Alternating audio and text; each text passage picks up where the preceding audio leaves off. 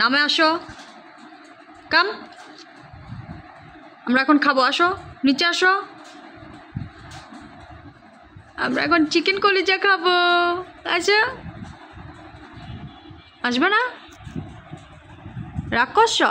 না রাগ তো করো নাই। আসো আসো আসো আসো আসো আসো নিচে আসো, আসো। ও কি আছো না? আছো জানবা কি? আছো নিচে আছো। তাকাই রয়েছো কেন? নিচে আসো নিচে আসো।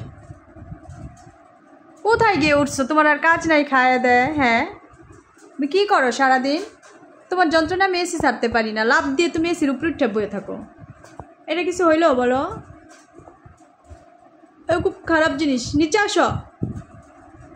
জাকি, জাকি,